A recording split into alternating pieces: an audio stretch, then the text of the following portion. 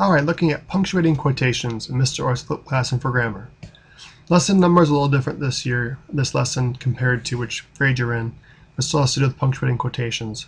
Refer to the number of the lesson in your packet to know which one it corresponds to for you. Alright, remember that quotation marks show the beginning and ending of all words spoken aloud. If it's spoken out loud, we should put it inside quotation marks. We only use single quotation marks, such as the examples here, when a speaker quotes someone or something else. Again, when a speaker quotes someone or something else. We don't use them for anything else. I'm not getting into this the things that people use them incorrectly for because it doesn't apply. If a quote is quoting something else, then use them. Otherwise, don't.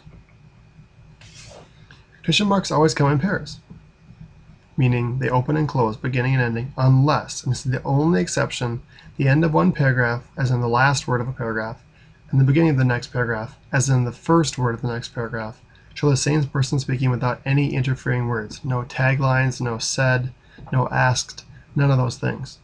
That's the only time we do that, and quite honestly, it isn't very often. Quotation marks are also used for titles of short works, such as short stories, poems, songs, etc. Alright, quotation marks and other punctuation. Commas and periods always go inside of quotation marks. There is no exception where it would be quotation marks followed by a period, quotation marks followed by a comma. They always go inside.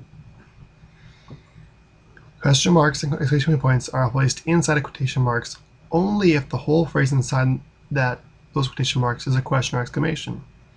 If a quotation is merely part of a sentence, or the quotation can be replaced by the word it, and the sentence would still have a question mark or exclamation point, then the question mark or exclamation point is placed outside.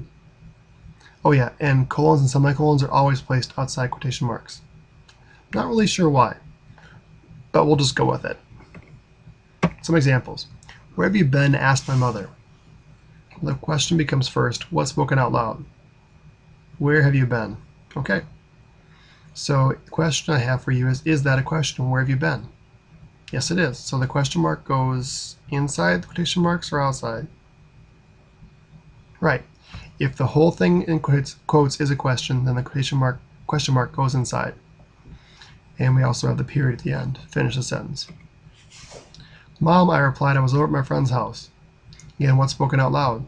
Mom, and I was over at my friend's house. So we have quotes here and here, before this I, and after house. What other punctuation do we need? Well, as we talked about in the previous lesson, we have a comma before the quotation marks after mom, because comma is always attached to letters, comma after the D here in replied, and then we have an end mark over here. Could be exclamation point if you thought this person was shouting, otherwise it's just a period, and then quotation marks. Later I told her that I had left her a message on her cell phone. In this sentence, the question is anything being spoken out loud here? I told her that I had left her a message. It's not I told her, comma, quotation marks, I left you a message. The fact that it switches over to third person, her instead of you, when it be in conversation, tells you it's probably not spoken out loud. So no quotation marks here, although I would add a comma after later. It's because we don't need it, but it's helpful. Alright, this lesson, again, not a lot to go over. Hopefully it's familiar to you. The part that may trip you up, for example, is going to be the use of quotation marks with your end marks, commas or periods in particular. The only time you put a period outside the quotation marks, for those who are wondering, is if you're doing in-text citations as part of a research document, in which case the period, in most cases, depending on what format style you're using, the period goes at the end of the sentence after your in-text citation, which would occur inside parentheses. Might be a little too much or a little too confusing. If you're not doing citations right now, I wouldn't worry about it too much. Your teacher should cover that when you're actually doing that content. Good hunting.